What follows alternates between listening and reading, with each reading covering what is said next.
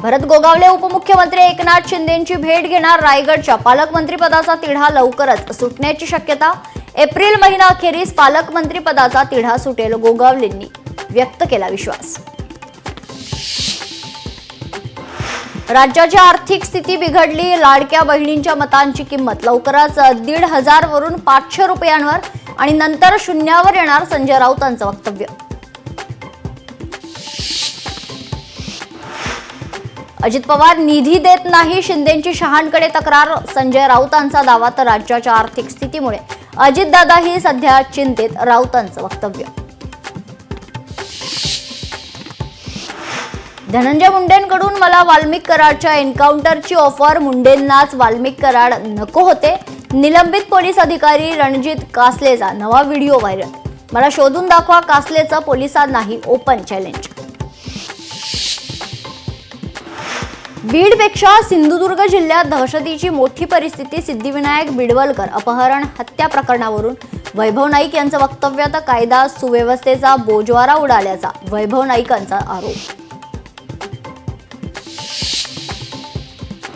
मुंबईतील एल्फिस्टन पूल आजपासून 2 वर्षांसाठी बंद. वरळी ते शिवडी कनेक्टरसाठी पुलाची पुनर्बांधणी होणार. तर स्थानिकांच्या पुनर्वसनानंतरच पूल पाडण्याची मनसे आणि ठाकरेंच्या शिवसेनेची मागणी. मुंबई विद्यापीठाच्या सिनेट सदस्यांचं धरणे आंदोलन. परीक्षेतील गोंधळासह विविध विषयांवर युवा सेना आणि बुक्तू संघटना आक्रमक.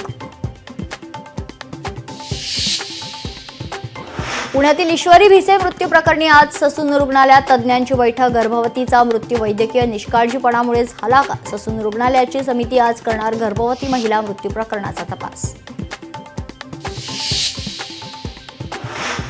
बॉलिवूड अभिनेता सलमान खानला धमकी देणाऱ्या आरोपी खरं तर गुजरातचा वडोदरामधील रहिवासी असल्याची माहिती समोर आली आहे. चौकशीला हजर राहण्यासाठी पोलिसांची आरोपीला नोटीस. मेहुल चोक्सीला भारतात आणण्यात अडचणी येण्याची शक्यता. चोक्सीच्या प्रत्यार्पणाची प्रक्रिया लांबलचक असल्याचं कायदेतज्ञांचं मत. एमपीएससी विद्यार्थ्यांचं शिष्टमंडळ मुंबईत आयोगाची भेट घेणार आहे. विद्यार्थ्यांच्या आंदोलनाला पुणे पोलिसांनी परवानगी नाकारली. राज्यसेवा पूर्व परीक्षा 45 दिवसांनी पुढे ढकलण्याची मागणी करणार.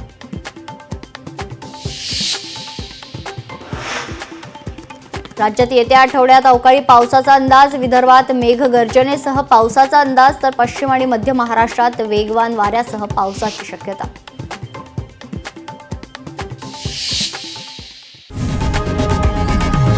लोकशाही मराठी ऐका, पहा, जागरूक रहा.